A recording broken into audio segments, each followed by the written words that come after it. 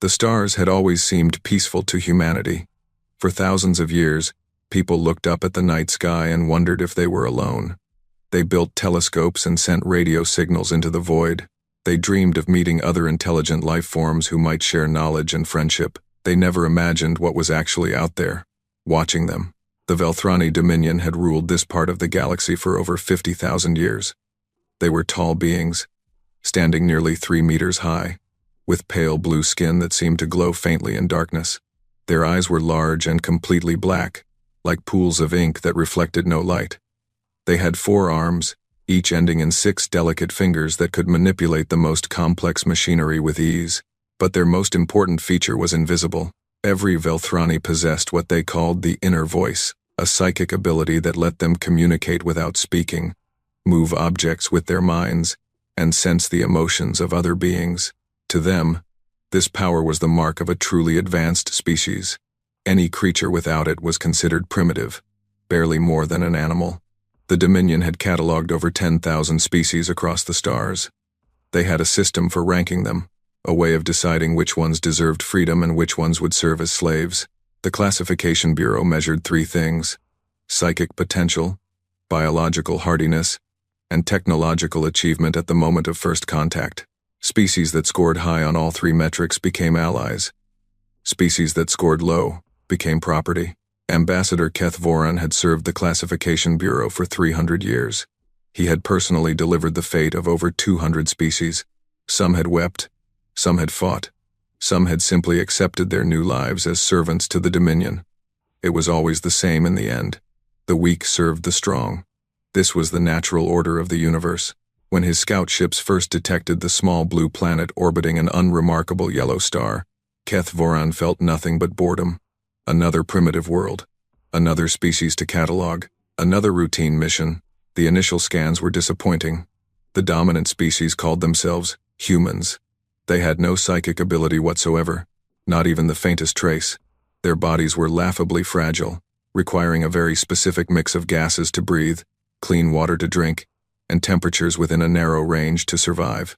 A Velthrani child could survive conditions that would kill the strongest human in minutes. Their technology was equally unimpressive. They had only recently learned to travel between planets in their own solar system. They had no faster-than-light engines, no energy shields, no weapons that could threaten a Dominion warship. They were still burning dead plants and splitting atoms for power, like children playing with fire. Keth Voran reviewed the data and made his decision in less than an hour. Humanity would be classified as a labor species. They would serve the Dominion, performing simple tasks that didn't require psychic abilities. It was more merciful than extinction, which was the only alternative for species that refused to comply. On the morning of June 15, 2147, 12 Velthrani warships appeared in Earth's sky. They were massive vessels, each one 5 kilometers long, shaped like curved blades made of black metal that seemed to absorb light. They positioned themselves above the major cities of Earth: New York, Beijing, Moscow, New Delhi, London, and others, and simply waited. Humanity's response was immediate chaos. Military forces around the world went to high alert. Television networks interrupted their programming. People fled into the streets, looking up at the dark shapes that hung motionless in the clouds. Some fell to their knees and prayed. Others screamed in terror. A few just stood in silence, unable to process what they were seeing. Ambassador Keth Voran waited exactly 24 hours before making contact. He wanted the humans to understand their position first. He wanted them to feel the fear. When he finally spoke, his voice was broadcast on every frequency that humanity used for communication. Televisions, radios, phones, and computers all carried the same message, translated into every human language through technology, far beyond anything Earth possessed. People of Earth, Keth Voran began, his tone flat and emotionless. I am Ambassador Keth Voran of the Velthrani Dominion. We have watched your species for some time now. We have measured your abilities and your potential. We have made our judgment. He paused, letting the words sink in. Your species has been classified as a labor class. You possess no psychic abilities. Your bodies are weak. Your technology is primitive. You have nothing of value to offer the galaxy, except your service. This is not punishment. This is simply the natural order. Around the world, People listened in horror. In the United Nations building in New York, world leaders gathered around screens, their faces pale with shock. In small villages and great cities, in hospitals and schools, in homes and workplaces, humanity heard its fate being announced by an alien voice that cared nothing for their hopes, their dreams, or their history. You have 7 days to comply, Kethvorin continued. Your governments will surrender all military assets. Your people will be organized into work groups and assigned to Dominion projects across the galaxy. Your children will be educated in proper service to their betters. Your planet will become a processing center for new labor species. His black eyes stared into the camera, cold and empty. If you refuse, if you resist, if you fight, we will destroy you. Not because we hate you, not because we enjoy killing, simply because a species that cannot serve has no purpose. You have 7 days. Choose wisely. The transmission ended. For a long moment, the world was silent. Then the arguing began. In emergency sessions around the globe, leaders debated what to do. Some called for immediate surrender. What choice did they have against technology so far beyond their own? Some demanded resistance, even if it meant death. Some suggested trying to negotiate, to buy time, to find some way out of this nightmare. The United Nations convened an emergency meeting. Every nation sent representatives, even those that had been enemies for generations. For the first time in human history, there was no talk of borders or politics or old grudges. There was only the question of survival. General Yuki Tanaka of Japan stood before the assembly. She was 63 years old, with short gray hair and eyes that had seen decades of military service. She had led peacekeeping forces in 3 conflicts and was respected as one of the finest strategic minds on Earth. We cannot win a direct fight, she said, her voice calm and clear. Their ships are beyond anything we can build. Their weapons would destroy our cities before we could fire a single shot. If we attack them openly, we die. Murmurs of despair filled the room. But, she continued, holding up one hand, we are not helpless. We are not animals waiting for slaughter. We are human beings, and we have one advantage that the Velthrani have not considered. The room fell silent. They think we are weak because we have no psychic powers. They think we are primitive because our technology is young. They look at us and see only what we lack. General Tanaka's eyes swept across the assembly. They do not see what we are. She pressed a button, and images appeared on the screens behind her. Images of human history. The pyramids of Egypt, built by people with no machines. The Great Wall of China, stretching across mountains. Factories producing weapons during world wars. The Apollo rockets reaching the moon. Medical breakthroughs that conquered diseases. Cities rising from ruins after devastating wars. We are survivors, General Tanaka said. We have fought ice ages and plagues. We have fought each other for thousands of years. We have been knocked down again and again. And every time, we have gotten back up. Every single time. She stepped closer to the assembly. The Velthrani measure species by psychic power and biological strength. They have never encountered a species like us, one that survives not because of natural gifts, but because we refuse to die. They do not understand what we are capable of when we are pushed against a wall. What do you suggest? Asked the Secretary General, his voice heavy with exhaustion. Silence, General Tanaka replied. Silence? We give them no response. Not surrender, not defiance. We make them wait and wonder. And while they wait, we prepare. She outlined her plan.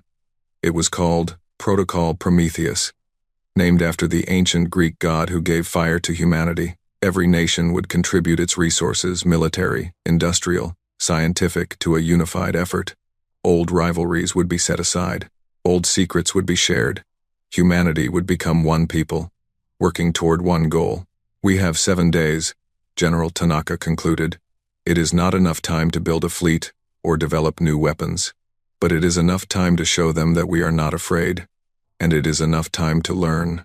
The vote was unanimous. In the days that followed, something remarkable happened. Countries that had pointed nuclear weapons at each other for decades began sharing intelligence. Scientists from rival nations worked together in the same laboratories. Soldiers who had been trained to fight each other trained together instead. Russia shared its advanced missile technology with the United States.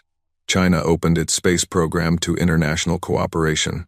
India's computer scientists joined forces with programmers from Europe and South America. The entire world became a single team, united against a common enemy. Ambassador Keth Varan watched from his flagship, increasingly puzzled.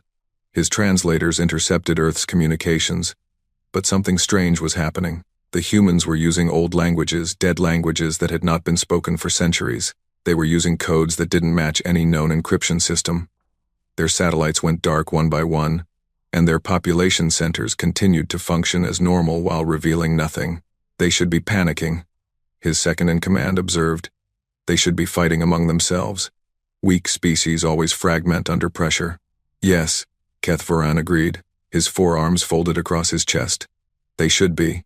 He sent a request to Dominion Command for reinforcement ships. It was a precaution, nothing more. A species with no psychic powers and primitive technology could not possibly threaten the Dominion, but still, the silence from Earth made him uncomfortable. Deep beneath the surface of the planet, in bunkers built to survive nuclear war, humanity's best minds worked on a secret project. A Velthrani probe had crashed on Earth 3 years before the invasion, a small scout vessel that had malfunctioned and fallen into the Pacific Ocean. The world's governments had kept it hidden, studying it in secret, learning what they could from its alien technology. Dr. Amara Osei led the research team. She was a physicist from Ghana, a brilliant woman who had spent her career studying theoretical energy systems. Now she was studying something far more important, the secrets of an alien civilization. The Velthrani technology is based on psychic energy, she explained to her team. Their ships, their weapons, their communications, all of it relies on their mental abilities. They channel their psychic power through crystal matrices that amplify and direct it. Can we replicate it? Asked one of her colleagues. Dr. Osei shook her head. We have no psychic ability. We cannot generate the energy their systems require. She paused, her eyes bright with excitement. But we can redirect it. She showed them her findings. The crystal matrices in the crashed probe could be modified to absorb psychic energy rather than channel it. With enough crystals, they could potentially disrupt Velthrani technology, scramble their communications, weaken their shields, even disable their weapons. It's not a perfect solution, she admitted. We don't have enough crystals to protect the entire planet, but we might be able to protect key locations, and we might be able to give our people a fighting chance. There was another discovery, too, one that changed everything. The Velthrani had scanned humanity and found no psychic potential. This was true, but they had never asked why humans had no psychic abilities. They had simply assumed that humans were too primitive to develop them. Dr. Osei's team discovered the truth. Human brains had evolved differently from other intelligent species. Instead of developing psychic pathways, humans had developed something else, an incredible capacity for pattern recognition and rapid adaptation. Their minds could process information, identify threats, and develop responses faster than any species the Dominion had ever encountered. We didn't evolve psychic powers because we didn't need them, Dr. Osei realized. Our ancestors survived by outthinking their predators, not by fighting them directly. We are problem solvers. We are adapters. We are learners. This was humanity's true advantage. They could study their enemies, find weaknesses, and develop solutions faster than should have been possible. The Velthrani had built their empire over 50,000 years of slow, careful expansion. Humanity had gone from horse-drawn carriages to landing on the moon in less than a century.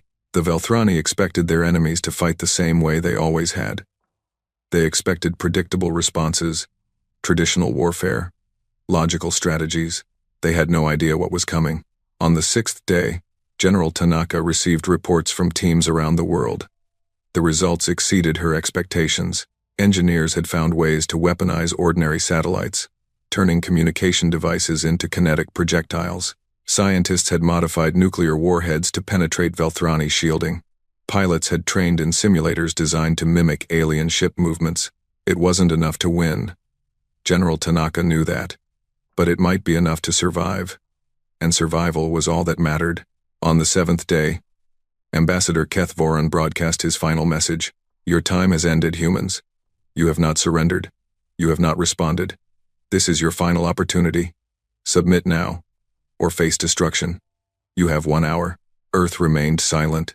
Keth Varan waited, his black eyes fixed on the blue planet below.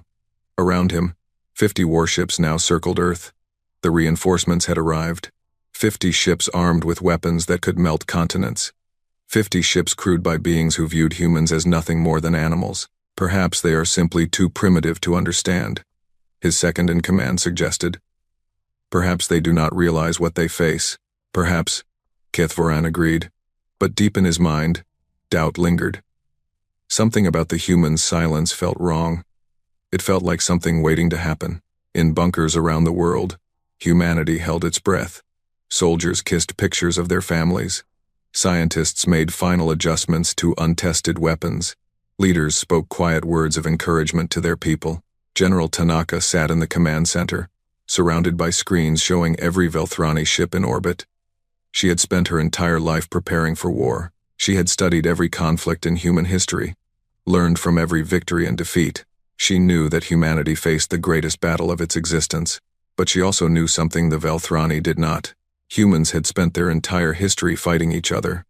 They had developed weapons and strategies and tactics that no other species could imagine. They had learned to fight in every environment, against every type of enemy, under every possible condition. They had turned war into a science and an art. The Velthrani had conquered weak species. They had never faced a species that had been at war with itself for 10,000 years. General Tanaka looked at the countdown clock. 5 minutes until the Velthrani deadline expired. 5 minutes until humanity faced its ultimate test. She thought of her grandchildren, sleeping safely in a bunker beneath Tokyo. She thought of all the children around the world, innocent lives that depended on what happened in the next few hours. She thought of every generation that had come before, every ancestor who had survived impossible odds so that she could be here. Now, in this moment, all stations report ready, her communications officer announced. General Tanaka nodded. Her voice was steady as she spoke the words that would change history. Tell them we're ready too. The hour expired. The Velthrani fleet began to move toward Earth, weapons charging, ready to begin the pacification of another primitive species. They had no idea that they were about to face something they had never encountered in 50,000 years of conquest. They were about to face humanity, and humanity was angry. The Velthrani fleet moved through Earth's orbit like predators, circling wounded prey. 50 warships, each one capable of destroying a continent, arranged themselves in a perfect sphere around the blue planet. Their weapons hummed with energy, ready to begin what they called pacification. Ambassador Kethvoran stood on the bridge of his flagship, the Divine Judgment, watching the planet below. In his 300 years of service, he had witnessed the fall of many civilizations. Most species surrendered immediately when they saw the Dominion's power. The few that resisted were crushed within hours. It was always the same, but something felt different this time. Begin the descent, he ordered. Target the major population centers. We will demonstrate our power, then offer them one final chance to submit. His tactical officer hesitated. Ambassador, our sensors are detecting unusual activity on the planet's surface, energy signatures that do not match their known technology. Unusual how? I cannot determine their source or purpose. They appear to be coming from beneath the surface underground facilities that were not present in our initial scans. Kethvoran felt a flicker of unease. Send a scout ship to investigate. The rest of the fleet will proceed as planned. The scout ship descended through Earth's atmosphere, heading toward a remote location in the mountains of North America. The Velthrani pilot felt confident as he approached. His ship's shields could withstand anything the humans possessed. Nuclear weapons, missiles, lasers, none of them could penetrate Dominion technology. He never saw what killed him. A projectile traveling at 30 kilometers per second struck his ship from below. It was nothing more than a tungsten rod, a long bar of heavy metal with no explosives, no guidance system, no technology at all, just mass and speed.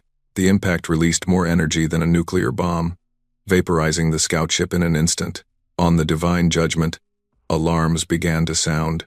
Scout vessel destroyed, the tactical officer reported, his voice tight with shock. Single projectile impact. Origin point. Surface-based launcher, previously undetected. Kethvoran's forearms clenched into fists. How is that possible? Our sensors should have detected any launcher capable of threatening our ships. The launcher was hidden underground, Ambassador. It appears the humans have been building weapons in secret weapons we did not know they possessed. Before Kethvoran could respond, More alarms filled the bridge. Across the fleet, sensors detected hundreds of objects rising from Earth's surface. Satellites that had been dark for days were now active, their orbits shifting, moving into new positions. Space stations that had appeared abandoned were powering up, revealing hidden systems. And then the humans attacked. General Yuki Tanaka had spent the past 7 days turning everything in Earth's orbit into a weapon. Communication satellites had been fitted with small thrusters and dense metal cores, kinetic impactors that could be guided toward targets. Old space stations had been rigged with nuclear devices. Defunct rockets and discarded boosters had been collected and armed with explosives. The Velthrani had superior technology, but they had never faced an enemy willing to weaponize garbage. Fire all orbital assets, General Tanaka commanded. Target their formation, spread them out, make them chase. Across Earth's orbit, thousands of objects began moving at once. Satellites became missiles. Space junk became shrapnel. The remains of decades of space exploration transformed into an improvised arsenal. The first wave caught the Velthrani completely off guard. 12 ships were destroyed in the opening minutes not by advanced weapons, but by simple projectiles moving too fast to dodge. The kinetic impactors punched through shields designed to stop energy weapons. The nuclear devices detonated against hulls built to withstand laser fire. The debris clouds tore through sensor arrays and communication dishes. "Evasive action," Kethvoran shouted. "All ships, break formation." The ordered sphere of warships dissolved into chaos as each vessel tried to avoid the storm of projectiles.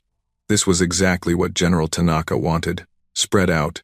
The Velthrani ships could not coordinate their attacks. Alone, they were vulnerable. From hidden bases around the world, humanity launched its second wave. Missiles rose from every continent, carrying warheads designed by Dr. Amaro Osei's team. These were not ordinary nuclear weapons. Each one contained fragments of crystal from the crashed Velthrani probe crystals modified to absorb and disrupt psychic energy. When they detonated near a Velthrani ship, they created zones of interference where psychic-based technology failed. A warship caught in the blast suddenly lost power. Its shields flickered and died. Its weapons went offline. Its crew, dependent on their psychic abilities for everything, found themselves blind and helpless. Human fighter jets, launched from carriers and airfields around the world, swarmed the disabled ship. They were tiny compared to the massive Velthrani vessel insects attacking an elephant, but the elephant's skin was no longer protected. Missiles struck the hull. Cannons tore through metal. The warship, one of the most powerful vessels in the Dominion fleet, fell burning from the sky.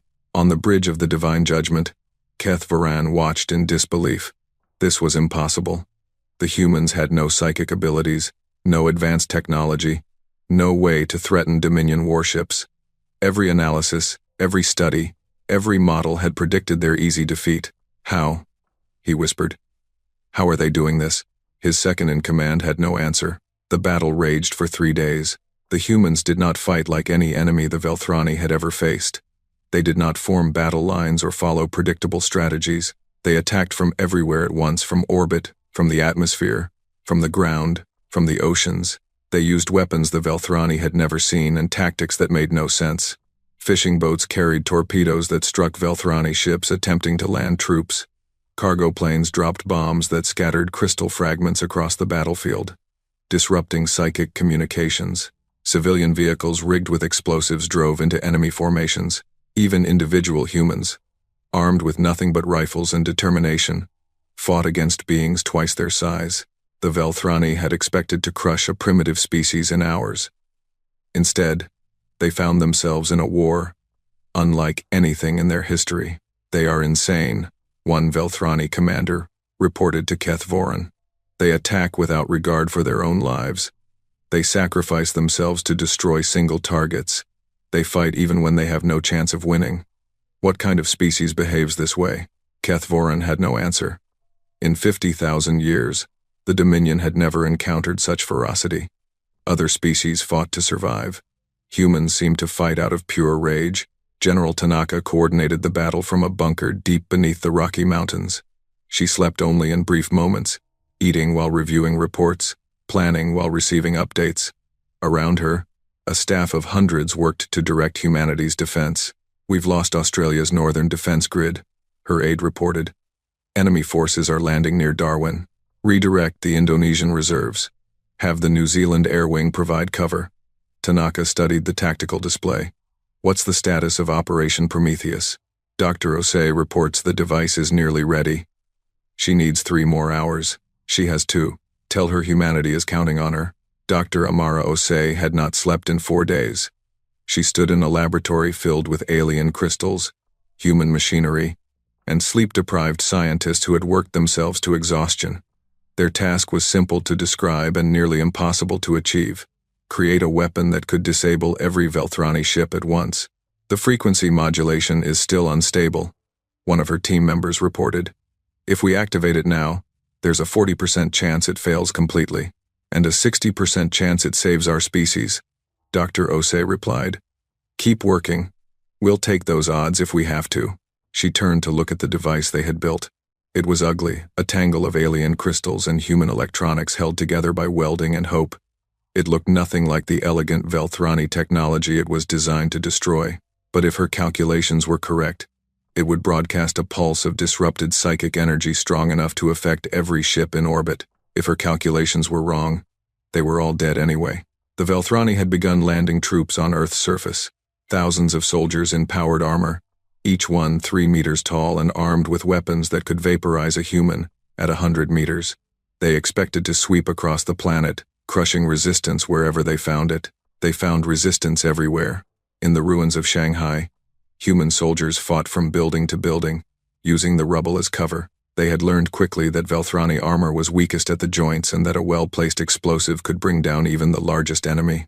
In the forests of Brazil, guerrilla fighters struck from the trees, vanishing before the Velthrani could respond.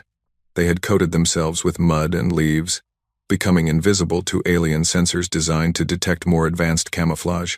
In the mountains of Switzerland, tunnels built to survive nuclear war became fortresses. The Velthrani soldiers who entered those tunnels found that their size was no longer an advantage in the narrow passages. Human soldiers could fight them one at a time, and everywhere, humans showed a quality that the Velthrani had never seen before. They kept fighting even when they were losing. A Velthrani commander captured a human soldier during a battle in Eastern Europe. The human was badly wounded, his body broken, his weapons gone. By all logic, he should have surrendered. Instead, he spat in the commander's face. "Why do you still fight?" the commander asked, genuinely confused. "You cannot win. Your species will be conquered. Your resistance only increases your suffering." The human laughed through broken teeth. "You don't understand, do you? We're not fighting to win. We're fighting because that's what humans do. We fight. We've always fought. Against nature, against disease, against each other. We never stop fighting. Never." He died moments later, but his words stayed with the commander. This species was not like the others. They were not rational. They did not calculate odds and make logical decisions. They fought because fighting was in their nature, built into every cell of their bodies. For the first time, the Velthrani commander felt something he had never experienced in 100 battles. He felt afraid. On the 3rd day of the battle, Kethvoran received a transmission from Earth. It was General Tanaka, her face calm despite the chaos around her. "Ambassador," she said, "I want you to look at your fleet." Kethvoran looked at his tactical display. Of the 50 ships that had begun the invasion, only 23 remained. The others floated as debris in Earth's orbit, destroyed by a species that should not have been able to scratch their paint. "You came here expecting easy prey," General Tanaka continued. "You looked at us and saw weakness. No psychic powers, fragile bodies, primitive technology. You thought you understood us." She leaned closer to the camera. "You measured us by the wrong metrics. We are not powerful because of what we have. We are powerful because of what we are. We are survivors. We have faced extinction 100 times, ice ages, plagues, wars, disasters of every kind, and we are still here. Every single time, we are still here." General Tanaka's voice hardened. "You want to know why? Because we never, ever give up. You can destroy our cities. You can kill our people. You can burn our entire planet to ash, and whoever survives will crawl out of the ruins, pick up a weapon, and keep fighting. That is what it means to be human." Kethvoran said nothing. For the first time in 300 years, he had no response. "Leave now," General Tanaka said. Take your remaining ships and go. Tell your masters what you found here. Tell them that Earth is not a world of slaves. Tell them that if they send another fleet, we will destroy that one too, and the next, and the next, until there are no more fleets to send. She paused. Or stay and fight. The choice is yours. But know this. You cannot break us. No one can. The transmission ended. Keth Varan stood on his bridge, surrounded by officers who looked to him for guidance. The logical choice was retreat. They had lost more than half their forces against a species that should have been helpless. Continuing the battle would mean more losses, more destroyed ships, more dead crew. But retreat meant admitting defeat. It meant returning to the Dominion and confessing that a labor-class species had fought the mighty Velthrani to a standstill. It meant the end of his career, his reputation, everything he had built over 3 centuries. Continue the attack, he ordered. Full planetary bombardment. If we cannot conquer them, we will destroy them. The remaining ships moved into position, their heaviest weapons charging. These were city killers, designed to crack continental plates and boil oceans. One volley would end human civilization forever. General Tanaka watched the ships positioning themselves. She had expected this. The Velthrani were too proud to retreat, too arrogant to accept defeat. They would rather destroy Earth than admit they had been beaten. Dr. Osei, she said into her communicator, we're out of time. Is the device ready? There was a pause. Then Dr. Osei's voice came through, exhausted but determined, ready as it will ever be. On your order, General. Tanaka looked at the tactical display one last time. 23 enemy ships, weapons charging, preparing to end everything humanity had ever built. Against them, a desperate weapon cobbled together from alien scraps and human ingenuity. She thought of her grandchildren. She thought of every child on Earth, every family, every dream that would end if she failed. She thought of all the generations who had fought and struggled and died so that humanity could reach this moment. Activate the device, she said. Deep beneath Earth's surface, Dr. Osei pressed a button. The pulse was invisible, but its effects were immediate. Across Earth's orbit, Velthrani ships went dark. Shields failed. Weapons powered down. Engines died. The psychic energy that powered every system was disrupted, scattered, neutralized. 23 warships became 23 helpless hulks, drifting through space without power or propulsion. All ships report total system failure, the tactical officer on the Divine Judgment reported, his voice hollow with shock. We have lost all psychic-based technology, shields, weapons, engines, everything. We are dead in space. Keth Varan stood frozen. In 50,000 years, no enemy had ever disabled a Velthrani fleet. No enemy had ever developed technology to counter their psychic abilities. No enemy had ever turned their greatest strength into their greatest weakness. Until now. Ambassador, a communications officer said quietly, the humans are launching ships. Armed ships. They're coming for us. Keth Varan looked at the display. Dozens of human vessels were rising from Earth, military spacecraft held in reserve, now launching to finish what they had started. They were small and primitive compared to Velthrani warships. But the Velthrani warships were helpless. What do we do? Ambassador? His second-in-command asked. Keth Varan had no answer. For the first time in his long life, he had none. General Tanaka watched the human fleet approach the disabled Velthrani ships. She gave one final order. Capture as many ships as possible. Kill only if necessary. And save the ambassador's flagship for me. I want to deliver our terms in person. Humanity had not just survived. Humanity had won, and the galaxy would never be the same. The Divine Judgment drifted through Earth's orbit, dark and powerless. Inside, Ambassador Keth Varan sat in his command chair, surrounded by officers who no longer had anything to command. Their ships were dead, their weapons were silent, their proud fleet had been reduced to floating wreckage by a species they had dismissed as primitive. A human shuttle approached the flagship, small and crude compared to the massive Velthrani vessel. It docked at an emergency airlock that still functioned on backup power. Moments later, the sound of metal cutting through metal echoed through the corridors. General Yuki Tanaka entered the bridge of the Divine Judgment, with 20 soldiers at her back. She was shorter than every Velthrani in the room, her body wrapped in a simple combat uniform, her gray hair tied back severely. She carried no weapon, she didn't need one. Keth Varan rose to face her. Even defeated, he stood nearly a meter taller than the human general. His black eyes reflected nothing. "You have won a battle," he said, his voice controlled despite his fury. "Do not think you have won a war. The Dominion has 10,000 fleets. We will return with a force so vast that your entire planet will burn." General Tanaka looked up at him without flinching. "You're right," she said. "You have thousands of fleets, millions of ships, billions of soldiers. If you throw everything you have at Earth, you might eventually destroy us." She smiled, a thin, cold expression. "But how many ships will you lose? How many soldiers? How much of your precious dominion will you sacrifice to crush one small planet?"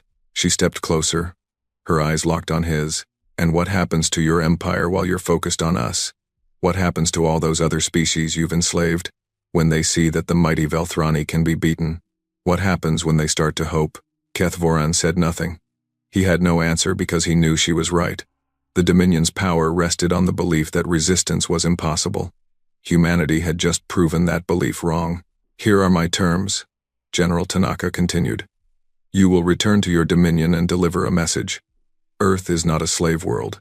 Any ship that enters our solar system will be destroyed. Any attempt to attack us will be met with total resistance.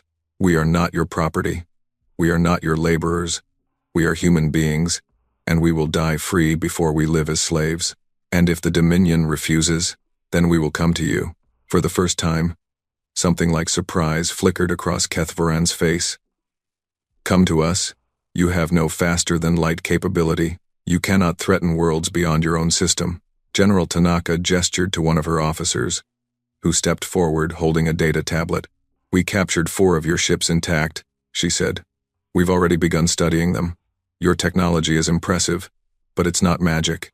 We understand the principles. Within a year, we'll have our own FTL engines. Within 5 years, we'll have our own fleet." She leaned closer. "You gave us the keys to the galaxy, Ambassador. That was a mistake." She turned to leave, then paused at the door.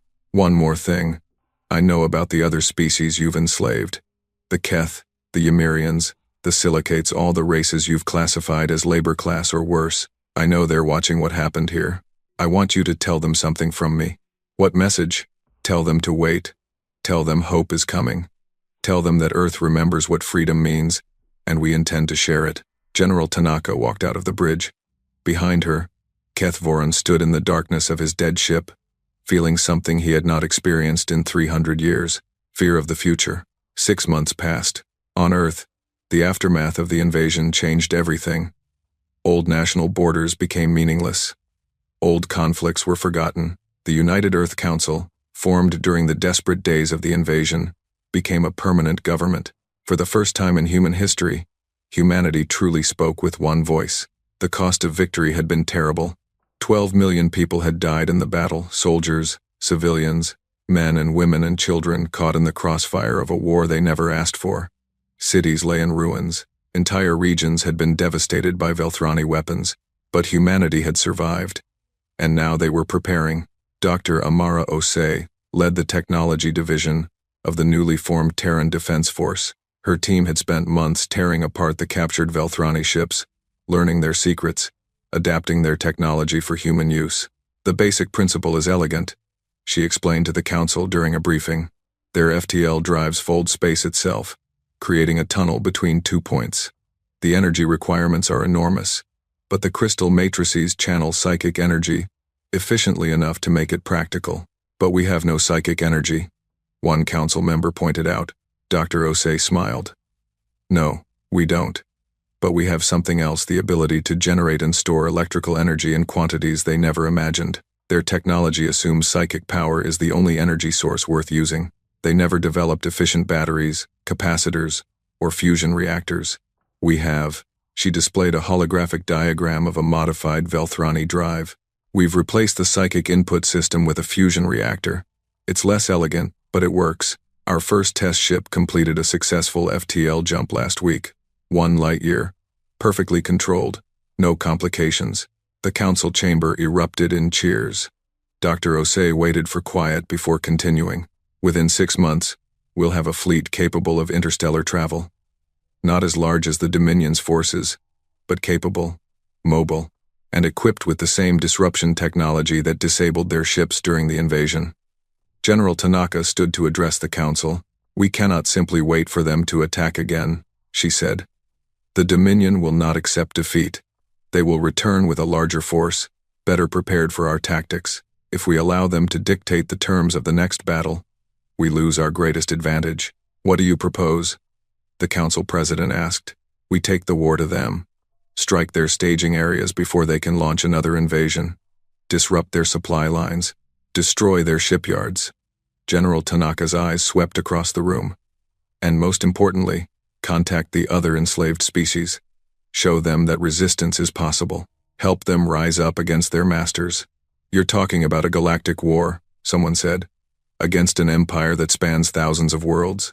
"I'm talking about survival," General Tanaka replied. "The Dominion will never leave us alone.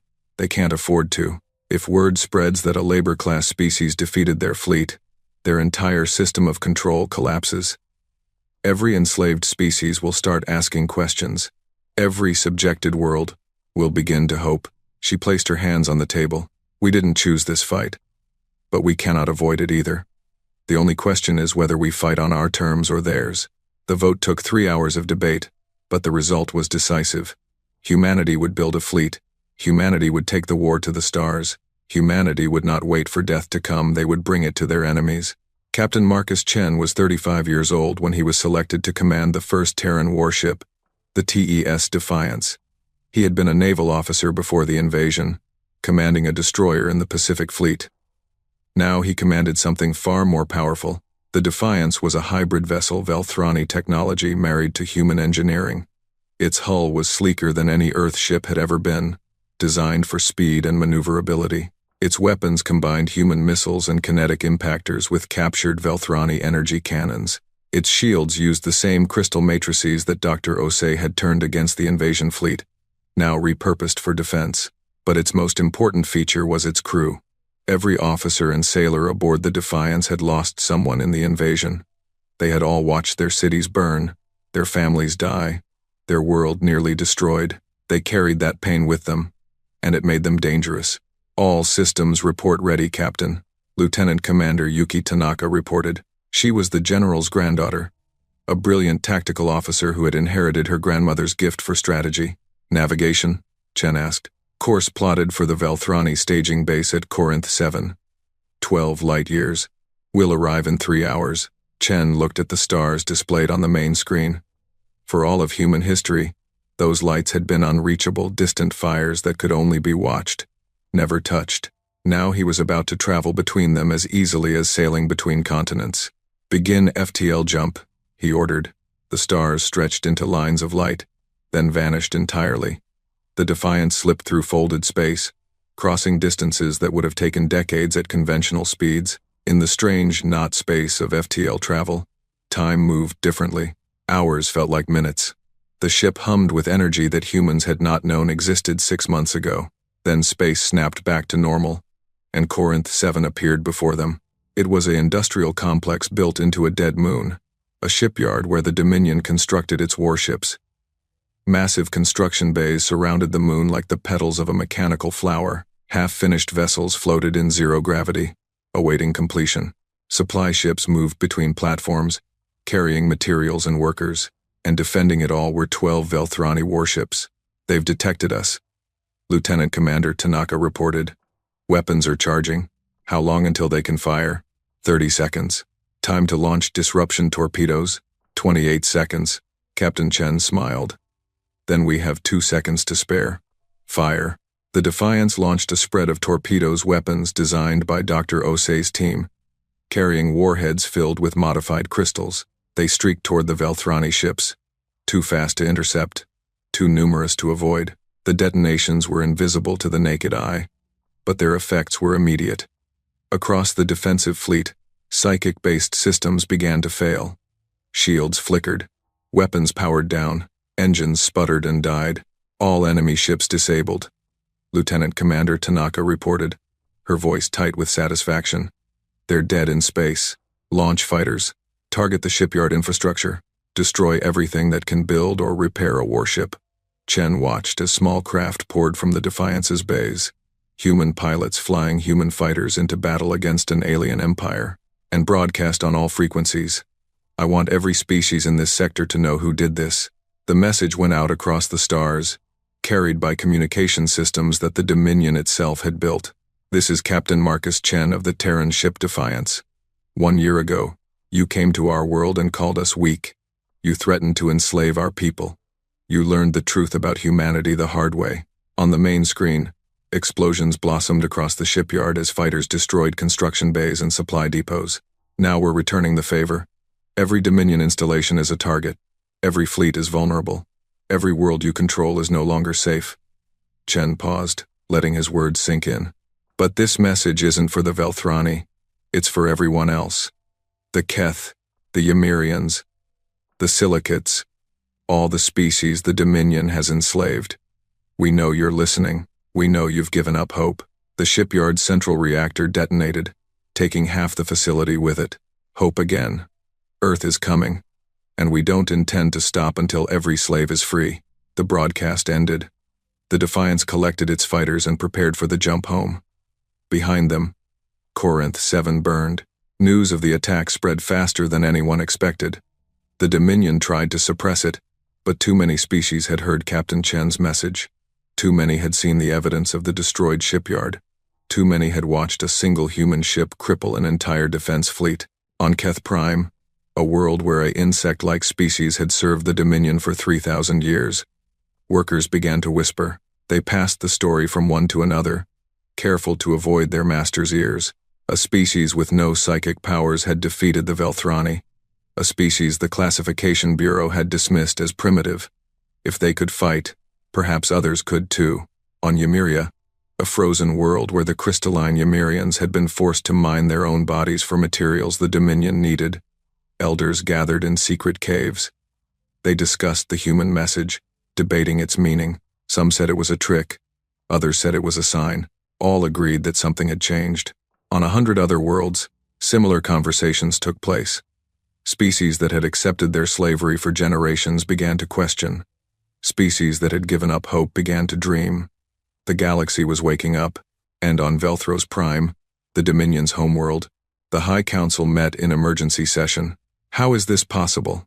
demanded Grand Arbiter Velthran, the supreme ruler of the Dominion. He was ancient by Velthrani standards, over 1,000 years old. His blue skin faded to pale gray. How has a labor-class species developed technology capable of threatening us? They captured our ships, his military commander explained. They reverse-engineered our technology and adapted it to their own capabilities. They are more capable than our classifications suggested. Our classifications are never wrong. Perhaps they need revision. Grand Arbiter, Velthron's forearms clenched with fury. Do not suggest that our system is flawed. The Classification Bureau has guided our expansion for 50,000 years. It has never failed us. With respect, it has failed us now. The humans were classified as labor class. They were predicted to surrender or be easily conquered. Neither prediction proved accurate. The Bureau's metrics did not account for. For what? The commander hesitated. For the qualities that make humans dangerous. Their aggression, their adaptability, their refusal to accept defeat even when defeat is logical. These traits were not measured. Perhaps they should have been. Grand Arbiter Velthran stood, his tall form casting a long shadow across the chamber. Dispatch a message to all sector commanders. The humans are to be reclassified as a extinction-level threat. All resources will be directed toward their complete destruction. No negotiation, no mercy. I want their planet sterilized and their species erased from history. Grand Arbiter, that will require withdrawing forces from subjugated worlds. If we concentrate on Earth, we leave ourselves vulnerable to what? The slaves. They have been broken for generations. They will not rise against us. Velthron's black eyes gleamed with certainty. Destroy the humans. Make an example of them so terrible that no species will ever dare to resist us again. That is my command. The orders went out. Across the Dominion, fleets began to mobilize. Hundreds of ships, thousands of soldiers, all converging on a single target, Earth. But the humans had not been idle. In the year since the first invasion, they had built not one ship but 50. They had trained not one crew but thousands. They had prepared not just to defend their world but to take the war to their enemies. And they had done something else, something the Dominion never expected. They had sent envoys to the enslaved worlds. Humans in small ships, carrying messages of hope and offers of alliance. Some were captured, some were killed, but some got through. Some found species willing to listen, willing to believe, willing to fight. The Keth Rebellion began 3 days after the Dominion mobilized for Earth. Workers across Keth Prime stopped working. They sabotaged factories. They destroyed equipment. They refused orders. When Velthrani soldiers came to enforce compliance, the Keth fought back not with weapons, but with numbers. Millions of workers swarming against thousands of soldiers. The soldiers killed many, but they could not kill them all. The Ymirian uprising followed within a week. The crystalline beings turned their mining tools into weapons, collapsing tunnels on their oppressors, turning their frozen world into a death trap for Velthrani troops. The silicate swarm revolt was the most dramatic. The silicates were a species of networked artificial intelligences, created by the Dominion for complex calculations but kept carefully controlled. When a human envoy delivered a virus that broke their control programming, the silicates took over every computer system in their sector. Velthrani ships suddenly found their navigation systems compromised, their weapons locked, their communications jammed. Across the galaxy, the Dominion began to fracture. Grand Arbiter Velthron received the reports with growing horror. Rebellions on a dozen worlds. Fleets recalled to deal with uprisings. The military force meant to destroy Earth scattered and diminished. Impossible, he whispered. They are labor species. They cannot fight. They cannot organize. This is impossible, but it was happening. The galaxy was rising against the Dominion, inspired by one small blue world that had refused to kneel. And on Earth, General Tanaka smiled as she reviewed the reports. It's working, she said to Dr. Osei. They're waking up, all of them. We've started something that can't be stopped. Dr. Osei replied. Even if Earth falls, even if they destroy us completely, this revolution will continue. We've given them something more powerful than any weapon. What's that? Hope. The hope that things can change. That's something you can't kill with all the fleets in the galaxy. General Tanaka nodded. The final battle was coming. The Dominion would throw everything they had left at Earth, desperate to crush the spark before it became a fire. But it was already too late. The fire was spreading across the stars, and it would not be extinguished. The galaxy was burning. 2 years had passed since the first Velthrani invasion of Earth, and in that time, everything had changed. What began as a desperate defense of one small planet had become a revolution spanning hundreds of worlds. Species that had been enslaved for millennia were rising up, fighting back, dying for freedom they had never known. And at the center of it all was humanity. Captain Marcus Chen stood on the bridge of the TES Vengeance, the flagship of the newly formed Liberation Fleet. It was the largest ship humans had ever built, 2 kilometers long, bristling with weapons, carrying 10,000 soldiers and 50 fighter craft. Around it floated 200 other vessels, Terran warships, Keth cruisers, Ymirian ice ships, and dozens of other designs from species that had joined the rebellion. 2 years ago, humanity had been alone. Now they led an alliance of 30 species, united against the Dominion that had oppressed them all. Status report, Chen said. All ships accounted for, his tactical officer replied. The Keth contingent reports ready. The Ymirians are in position. The silicate network has completed its scan of the target area. Chen nodded. Through the view screen, he could see their destination, Velkrath Station, the largest military base in the Dominion's outer territories. It housed 50 warships and served as the command center for operations across 300 worlds. Taking it would cripple the Dominion's ability to respond to rebellions in half the galaxy. Any sign they know we're coming? Negative. The silicate infiltration of their communication networks is holding. They believe we're still in the Ardent sector. Chen allowed himself a small smile. The silicates had proven invaluable allies. Their ability to hack into Velthrani systems had given the Liberation Fleet an advantage that no amount of firepower could match. The Dominion was fighting blind, never knowing where the next attack would come. Begin the approach, Chen ordered. All ships to battle stations. Alarms rang across 200 vessels.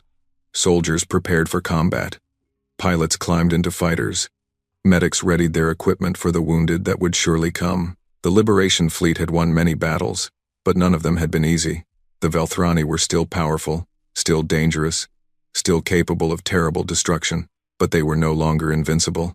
The fleet dropped out of FTL space within weapons range of Velkrath Station. For a moment, nothing happened. Then chaos erupted as the Dominion defenders realized they were under attack. "Disruption torpedoes away," the weapons officer called out. "Impact in 15 seconds. Chen watched the tactical display as the torpedoes streaked toward their targets. Around the station, Velthrani warships scrambled to respond, their crews rushing to battle positions they had never expected to need.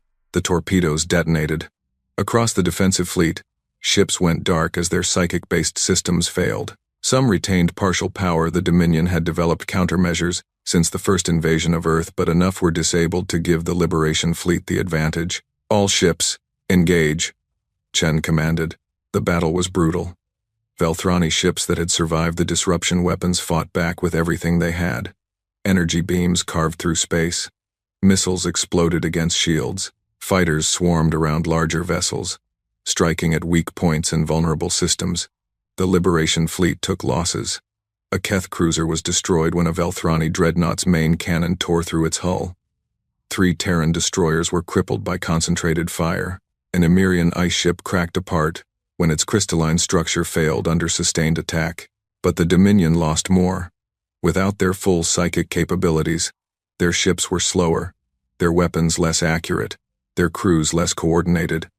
One by one, the defenders fell. "Station defenses are failing," the tactical officer reported. "Ground forces are requesting instructions. Tell them to secure the command center and the prisoner blocks," Chen said. "We have brothers and sisters in those cells. Get them out." Human soldiers in combat armor breached the station's hull. They fought through corridors designed for beings twice their size, using their smaller stature to find cover where the Velthrani could not. Behind them came Keth warriors, their multi-jointed limbs allowing them to climb walls and ceilings, attacking from unexpected angles. In the station's detention level, they found what they were looking for: thousands of prisoners from dozens of species, captured in battle or enslaved for labor. Some had been there for years. Some had been there for generations, born in captivity, never knowing freedom. Sergeant James Okonkwo led the rescue team. He was 28 years old, the grandson of Dr. Amara Osei, who had cracked the secrets of Velthrani technology. Now he was freeing the people his grandmother's work had helped him reach. "We're here to get you out," he told the prisoners. "All of you. Every species, every individual. No one gets left behind."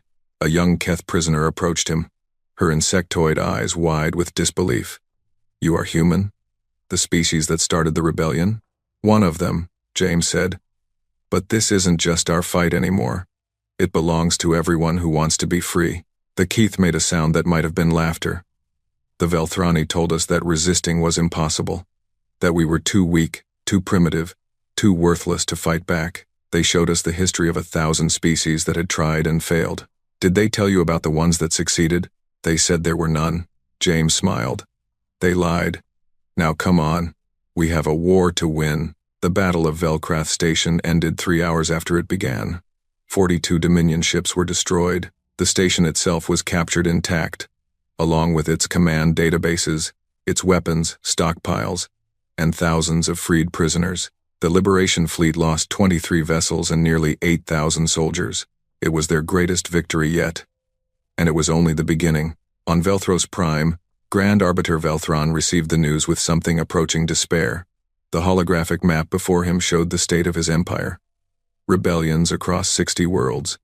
Liberation Fleet attacks on 40 installations. Communication networks compromised. Supply lines disrupted. 2 years. In just 2 years, the humans had transformed from a conquered species to a galactic threat. They had done what no enemy had ever done. They had united the Dominion's victims against their masters. "How many ships can we still field?" he asked his military commander. "Approximately 400, Grand Arbiter. But many are dispersed dealing with local uprisings. We could concentrate perhaps 200 for a major offensive." "And the humans?" "Their Liberation Fleet has grown to over 200 vessels, with more joining every month. They have established bases across 5 sectors. Their allies provide resources, soldiers, and intelligence." The commander paused. "They are no longer fighting alone, Grand Arbiter. They have become the heart of a galactic coalition. Velthron closed his eyes. For 50,000 years, the Dominion had ruled through fear and the belief that resistance was impossible. Now a single species had proven that belief wrong, and the entire galaxy was waking from its nightmare. There is only one option left, he said slowly. We must strike at their heart. Destroy Earth, and the rebellion loses its symbol. Without the humans to inspire them, the other species will lose hope. They will remember why they feared us. Earth is heavily defended now, Grand Arbiter. They have built stations and weapon platforms throughout their system. An attack would be costly. Then we will pay the cost. Assemble every ship we can spare. Strip the defenses from worlds that have not yet rebelled. Gather the largest fleet in Dominion history. Velthron's voice hardened. We go to Earth, and we end this. General Yuki Tanaka was 70 years old when she received the intelligence report. She sat in the war room of the Terran Defense Council, surrounded by officers and allied commanders who had gathered to hear the news. 400 ships, she said quietly. They're bringing everything they have left. Our forces can't match those numbers. Admiral Chen, Marcus Chen's father, now the senior naval officer of the Terran fleet, pointed out.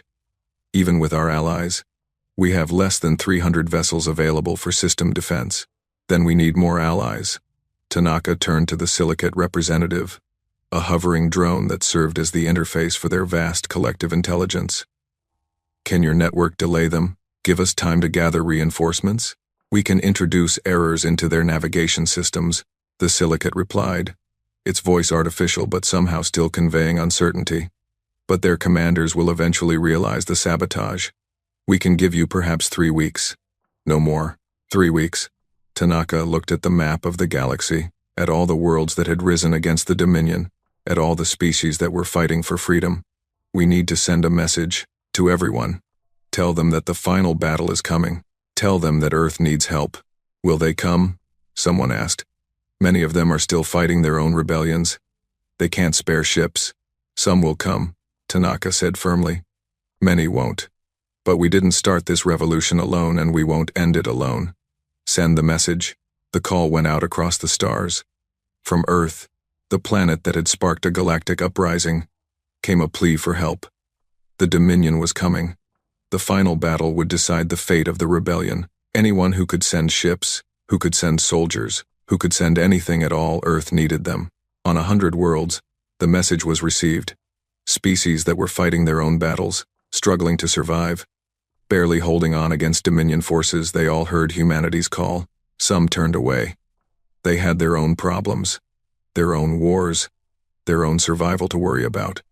They could not spare anything for a distant planet, no matter how much they owed it. But others responded. From Keth Prime came 12 cruisers, all that remained of their newly formed fleet. Their commander, a veteran of the original rebellion, broadcast a simple message. You gave us hope. Now we give you our ships. From Ymiria came 7 ice ships, crewed by crystalline beings who had never seen Earth but had heard stories of its people. We were dying slowly under Dominion rule, their leader said. Better to die quickly, fighting for freedom. From a dozen other worlds came ships of every size and design. Some were barely more than armed transports. Some were captured Velthrani vessels crewed by freed slaves. Some were ancient relics pulled from museums and retrofitted for combat. They came because Earth had shown them that fighting back was possible. They came because humans had sacrificed everything to spark a revolution. They came because, after generations of slavery, they finally had something worth dying for. Captain Marcus Chen watched the Allied ships arrive at Earth's staging area. His heart swelled with an emotion he couldn't quite name. Pride, perhaps, or gratitude, or simply the overwhelming knowledge that humanity was no longer alone in the universe. How many do we have now? He asked his XO. 347 vessels, sir. More than we expected. Still less than the Dominion force. Numbers aren't everything. Chen smiled. We proved that when they first came to Earth. A smaller force can win if it fights smarter, if it wants victory more, if it refuses to give up. He thought about the past 2 years. All the battles, all the losses, all the friends who had died fighting for something they believed in. He thought about his father, who had commanded a simple submarine before the invasion and now led humanity's entire fleet. He thought about General Tanaka, who had held their world together during its darkest hours. He thought about Dr. Osei and her team, who had turned captured technology into the key to victory. Most of all, he thought about what they were fighting for. Not just survival, not just revenge. They were fighting for the right to exist as free beings, to choose their own destiny, to never kneel before masters who called them weak. "Sir," his communications officer said, "we're receiving a transmission from the Dominion fleet. Grand Arbiter Velthron wishes to speak with our commander." Chen nodded. "Put him through." The view screen flickered, and Velthron's face appeared. He looked older than the recordings Chen had seen, gray where he had once been blue, his black eyes surrounded by lines of stress and exhaustion. Ruling a collapsing empire had taken its toll. "Captain Chen," Velthron said, "I know your face. You destroyed our shipyard at Corinth 7. You broadcast the message that sparked rebellions across my empire. You have cost us more than any enemy in 50,000 years. I'll take that as a compliment. It was not meant as one." Velthron's voice carried centuries of anger. "Do you understand what you have done? The Dominion brought order to the galaxy. We ended wars between species. We prevented the chaos that would have destroyed countless worlds. We built an empire that lasted 50 millennia. You built a prison," Chen replied. "You enslaved billions of beings and called it order. You crushed anyone who dared to be different and called it peace. The only thing you brought to the galaxy was suffering. And what have you brought? War, death, destruction on a scale this galaxy has never seen. Millions have died in your revolution. Worlds have burned. Species have been devastated. You call us monsters, but look at what you have created." Chen felt the weight of those words. They were true. In a way, the rebellion had cost countless lives. The galaxy was torn apart by conflict that humanity had sparked. Was freedom worth such a terrible price? Then he remembered the slaves in the detention blocks, the children born in captivity, the species that had spent generations being told they were worthless, that their only purpose was to serve their betters. He remembered the fear in their eyes when they were rescued, and the hope that replaced it when they realized they were free. "Yes," he said finally, "millions have died, and millions more may die before this is over. But those millions chose to fight. They chose to risk death for the chance to live as free beings. You never gave them that choice. You decided their fates for them, based on metrics that measured everything except what really mattered. And what is that? The willingness to fight for something greater than yourself. The ability to hope even when hope seems impossible. The refusal to accept that your value is determined by someone else." Chen leaned forward. "You measured us and found us weak. You were wrong. We are stronger than you ever imagined. Because our strength doesn't come from psychic powers or advanced technology. It comes from what we are willing to sacrifice for what we believe." Velthron was silent for a long moment. "We will destroy your world," he said at last. "We will kill every human being and wipe your species from history. And when you are gone, the other species will remember what happens to those who defy the Dominion. Order will be restored. Maybe," Chen admitted. "Or maybe you'll fail. Maybe you'll lose your fleet and your empire and everything you've built. Maybe the species you enslaved will finally be free, and the galaxy will remember not the Dominion's power, but its fall." He smiled. "Either way, we're going to find out. See you at Earth, Grand Arbiter." He cut the transmission.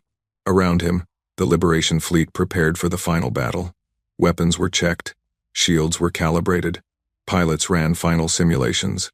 Soldiers wrote letters to families they might never see again. And on Earth, 8 billion people looked up at the sky, knowing that their fate would soon be decided among the stars. General Tanaka addressed the planet in what might be her final broadcast. "People of Earth," she said, her voice carrying to every corner of the world. "The enemy is coming. They bring the largest fleet in their history, and they intend to destroy us completely. I will not lie to you, we may not survive what is coming." She paused, letting the weight of her words sink in. "But I want you to know something. Whatever happens in the next few days, we have already won. We have proven that a species with no psychic powers, no natural advantages, no special gifts, can stand against the masters of the galaxy. We have inspired a revolution that will never be extinguished.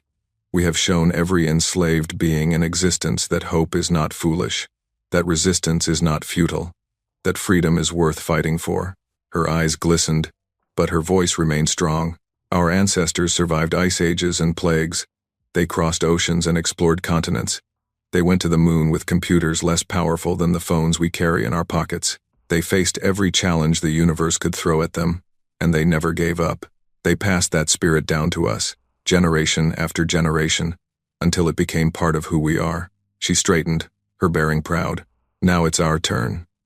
Now we face our greatest challenge. And I know in my heart, that whatever the enemy brings, we will meet it with everything we have, because that's what humans do. We fight, we endure, we survive. Her voice dropped to a whisper that somehow carried more power than a shout. And we never, ever stop. The broadcast ended. 8 billion people drew a collective breath, and the stars began to fill with enemy ships. The Dominion fleet emerged from faster-than-light travel at the edge of Earth's solar system. 400 warships, the greatest armada in Velthrani history, spread across the void like a wall of death. Their black hulls blocked the distant starlight. Their weapons hummed with enough energy to crack planets. Grand Arbiter Velthron stood on the bridge of his flagship, the Eternal Dominion, watching the blue dot that was Earth grow larger on his screens. 2 years of rebellion, 2 years of humiliation, 2 years of watching his empire crumble. It would all end here. Today, the humans would die. Today, order would be restored. Status of the enemy fleet, he demanded. 347 vessels defending the third planet.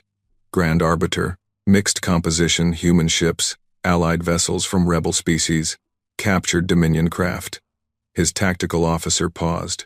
They are significantly outnumbered, as they should be. Velthron's 4 arms folded across his chest. This is the natural order reasserting itself. The strong destroy the weak. It has always been this way. He gave the order. The Dominion fleet began its advance. On the bridge of the TES Vengeance, Captain Marcus Chen watched the enemy approach. The tactical display showed the odds clearly. 400 against 347. Not impossible, but not good either. Every ship in the Liberation Fleet would need to fight perfectly just to have a chance. All ships report ready, his XO announced. The Keth squadron is in position on our right flank. Ymirian ice ships are holding the left. Human vessels form the center. Chen nodded.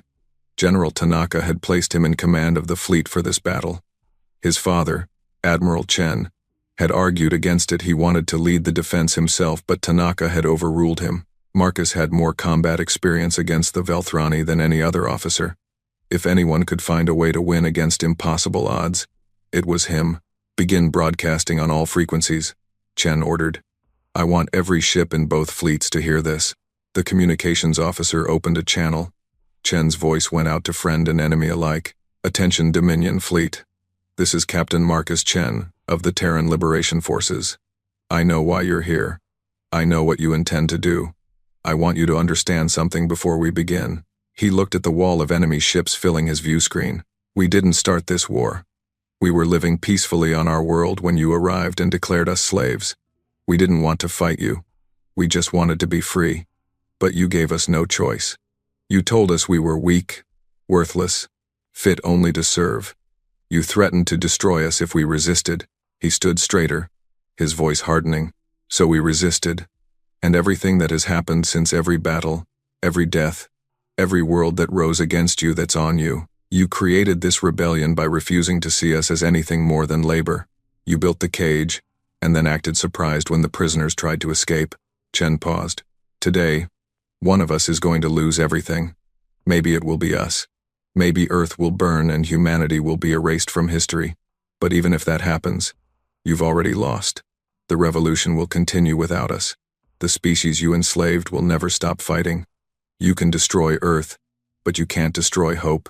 You can't destroy the knowledge that the Dominion can be beaten. He smiled grimly. So come ahead. Let's finish this. The battle began. The first wave of Dominion ships surged forward, their weapons firing in coordinated volleys. Energy beams carved through space. Missiles streaked toward the Liberation Fleet.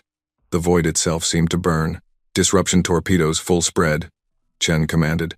Hundreds of torpedoes launched from the Allied fleet, their crystalline warheads designed to disable psychic-based technology.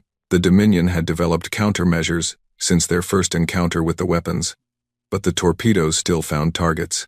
30 enemy ships lost power. 50 more had their systems degraded. It wasn't enough. The Dominion had simply brought too many vessels. All ships, engage at will, Chen ordered.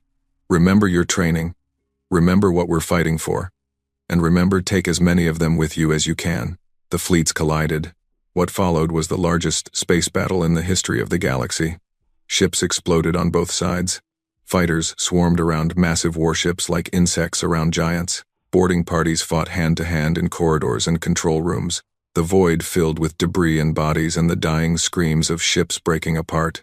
The Vengeance took the lead, its weapons firing continuously, its shields straining under constant attack. Chen directed the battle from the bridge, making decisions in seconds that meant life or death for thousands. Keth Squadron, reinforce Sector 7. Ymirian ships, target that dreadnought's engines. All Terran vessels, hold the center line. For 3 hours, the Liberation Fleet held. They were outnumbered, outgunned, facing an enemy with 50,000 years of military experience, but they fought with a fury that the Velthrani had never encountered. They did not retreat. They did not surrender. They traded death for death, refusing to die easily. The Dominion lost ships faster than they expected. The humans and their allies were not fighting like a desperate defense force. They were fighting like predators, seeking out weaknesses, exploiting every mistake, turning every disadvantage into an opportunity. But it was not enough. Slowly, inevitably, the Liberation Fleet began to fall. We've lost the Defiance, the tactical officer reported, his voice cracking. The Keth flagship is crippled. Ymirian losses at 40%. Chen closed his eyes for a moment. The Defiance had been his first command. Its captain had been a friend. So many friends were dying today. Maintain formation, he said quietly. Keep fighting. On the Eternal Dominion, Grand Arbiter Velthron watched the battle with growing satisfaction. The rebels were fighting hard, but they were losing. Another hour, perhaps 2, and the Liberation Fleet would be destroyed. Then Earth would burn, and the rebellion would lose its heart. Grand Arbiter, an officer interrupted. We're detecting new contacts at the edge of the system. Reinforcements? From where? The tactical display updated. Velthron felt his satisfaction turn to ice. Ships were emerging from faster-than-light travel. Not dozens, hundreds. They came from every direction, appearing in flashes of distorted space, their weapons already charging, and their designs. Velthron recognized them all. Species from across the Dominion. Species that were supposed to be subjugated. Species that had been classified as labor class or worse. The Silicate Swarm had sent their entire fleet, 500 vessels of every size. Their networked intelligence coordinating them as a single weapon. The Keth homeworld had sent ships it had been building in secret for 2 years, hidden in asteroid fields and gas giants. The Ymirians had brought ancient ships from before their conquest, preserved in ice for generations, waiting for this moment. A dozen other species had come, some with only a handful of vessels, some with entire fleets. They had left their own rebellions, their own fights, their own survival because Earth had called. How many? Velthron whispered. Over 1,000 ships, Grand Arbiter. And more arriving every minute. The new arrivals broadcast on all frequencies. A silicate voice, cold and precise, spoke for them all. The humans taught us that the Dominion could be defeated. They bled for our freedom before they even knew our names. Today, we repay that debt. Today, we fight as one. Today, the Dominion falls. The tide of battle turned. Captain Chen watched the Allied reinforcements tear into the Dominion's flanks. For a moment, he couldn't speak. He had hoped for help. He had not dared to believe this much would come. All ships, he said, his voice thick with emotion. The galaxy has answered. Now let's show them that Earth was worth saving. Push forward. Drive them back. The Liberation Fleet surged forward, renewed by hope.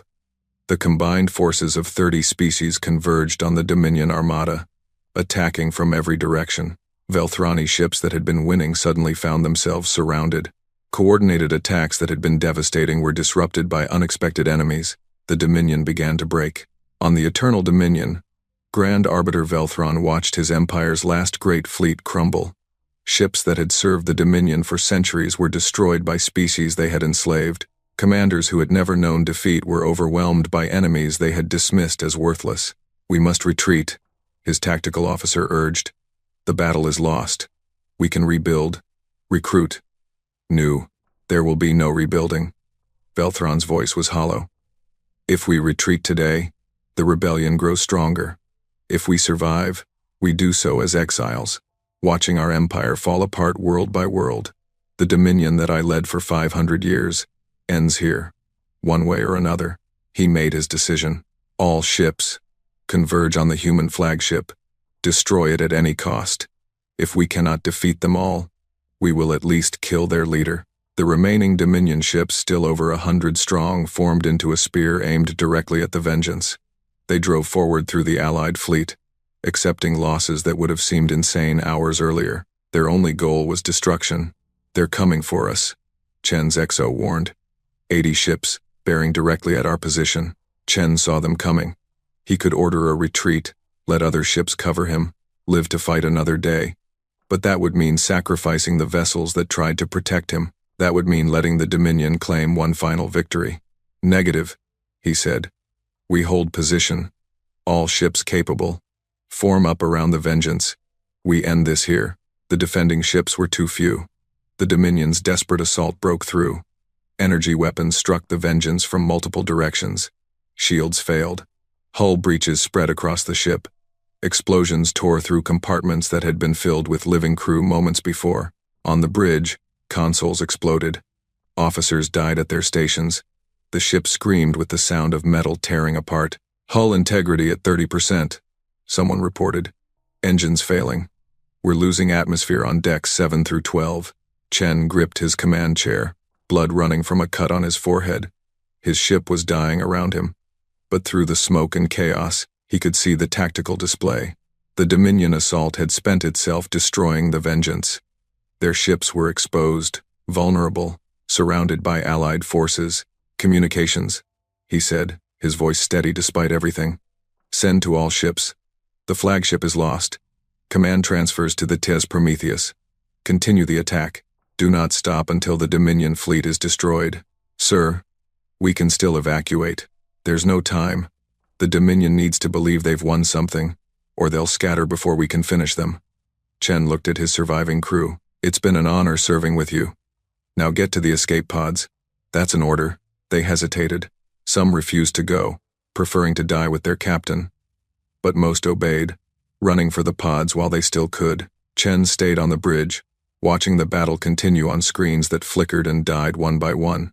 The Vengeance had been built to show that humanity could match the Dominion's greatest ships. Now it would serve one final purpose, a symbol of sacrifice, a distraction that allowed the rest of the fleet to win. Chen thought of his father, who would mourn him.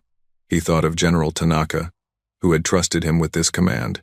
He thought of all the beings across the galaxy who had fought and died for freedom. Not a bad way to go, he murmured. Not bad at all. The Vengeance exploded. The flash of its death was visible from Earth, a new star briefly flaring among the familiar constellations. On the surface, 8 billion people watched and grieved, but the battle continued. The Dominion's final assault had cost them everything. Their remaining ships were scattered, their coordination destroyed, their commander isolated on a flagship that was surrounded by enemies. Grand Arbiter Velthron watched the end approach. The Eternal Dominion was under attack from all sides. Its shields were failing, its weapons were exhausted. Around it, the last ships of his fleet were being destroyed one by one. Grand Arbiter, an officer said quietly. What are your orders? Velthron had no orders left to give. 500 years of leadership, 50 millennia of Dominion history, it all ended here, above a small blue planet that should have been insignificant. We surrender, he said. The words felt like ashes in his mouth. The officer stared at him. Grand Arbiter, broadcast on all frequencies. The Dominion fleet surrenders. The war is over. Velthron slumped in his command chair. There's no point in more death. We have lost. The message went out. Across the battlefield, weapons fell silent. Ships that had been locked in combat disengaged. A strange quiet settled over the void, broken only by the sounds of damaged vessels and the radio chatter of thousands of relieved survivors. The battle for Earth was over. The liberation had won. Commander Zara Okonkwo stepped onto the bridge of the Eternal Dominion 3 hours later. She was 26 years old, the daughter of Sergeant James Okonkwo, who had freed prisoners at Velcrath Station, the granddaughter of Dr. Amara Osei, who had cracked the secrets of Velthrani technology. Her family had been part of this war from the beginning. Now she was here to accept its end. Grand Arbiter Velthron sat where she had been told he would be. He looked ancient, defeated, a ruler who had watched everything he built collapse around him. His black eyes met hers without hostility, only exhaustion. "You are young," he said, "to be commanding such a moment. I'm old enough." Zara stood before him, surrounded by human and allied soldiers who had fought their way through the ship. "Grand Arbiter Velthron, in the name of the Liberation Coalition, I accept your surrender. The Velthrani Dominion is dissolved, effective immediately. All enslaved species are declared free. All Dominion military forces will stand down and submit to coalition authority. And my people? What happens to the Velthrani? That depends on them. Those who committed crimes against the species they enslaved will face justice. The rest," Zara paused, "the rest will have to learn to live as equals. No more masters. No more slaves. Just beings, trying to share a galaxy." Velthron laughed bitterly. "You think it will be that simple? Species that have been enemies for millennia, suddenly living in peace? The Dominion's order prevented wars that would have devastated entire sectors. Maybe, but it was order built on suffering, order maintained by fear. We'll take our chances with freedom." Zara stepped closer. "You asked Captain Chen why we fought. I'll tell you something he didn't. We didn't just fight because we wanted to be free. We fought because we couldn't stand by while others suffered. Humans have a saying, 'Injustice anywhere is a threat to justice everywhere.' We couldn't be truly free while others remained enslaved." She offered her hand to help him rise, a gesture of respect that surprised him. "The war is over. Now comes the harder part, building something better than what we destroyed. You can be part of that, if you choose. Or you can spend the rest of your life as a prisoner. The choice is yours." Velthron stared at her hand for a long moment. Then, slowly, he took it. The Galactic Compact was formally established 6 months later. Representatives from 38 species gathered on Earth, the world that had sparked the revolution, to sign an agreement that would govern the galaxy's future. There would be no rankings, no classifications, no masters and no slaves. Each species would be equal, with representation based on population and contribution to the common good.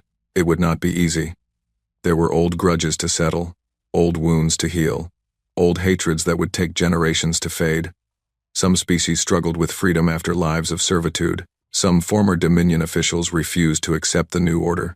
There were conflicts and setbacks and moments when the whole project seemed ready to collapse, but it held. Slowly, imperfectly, the galaxy began to change. General Yuki Tanaka did not live to see the full transformation. She died peacefully in her sleep 5 years after the final battle. At the age of 75, her final words, recorded for posterity, became the motto of the new compact. "We did not fight for victory. We fought for hope. And hope, once kindled, cannot be extinguished." A century later, the compact's historians studied the human Velthrani War with fascination. They analyzed battles and strategies, interviewed survivors, examined the decisions that had changed the course of history. They tried to understand how a species with no psychic powers, no natural advantages, no special gifts, had managed to defeat an empire that had ruled for 50,000 years. They never found a satisfying answer. Some pointed to human adaptability, their ability to learn and improvise faster than any other species. Some emphasized their psychological resilience, their refusal to accept defeat, even when defeat was logical. Some focused on their social cohesion, the way they could unite against common threats despite their internal conflicts. But the humans themselves had a simpler explanation. In the museum built on the site of the first Velthrani landing in New York, there was a plaque that contained the words Captain Marcus Chen had spoken before the final battle. Visitors from across the galaxy came to read it, trying to understand the species that had changed everything. The plaque said, "They measured us by the wrong metrics. We are not powerful because of what we have. We are powerful because of what we are. We are survivors. We have faced extinction 100 times, and we are still here. We fight not because we expect to win, but because fighting is who we are. It is in our blood, our bones, our souls, and we never, ever stop." Below the plaque was a simple image, a small blue planet orbiting an unremarkable yellow star, the world the Velthrani had dismissed as insignificant, the world that had changed the galaxy, Earth, home of the weak species that turned out to be the strongest of all, not because of their bodies or their technology or their psychic abilities, because of their hearts, and that was something no classification system would ever be able to measure.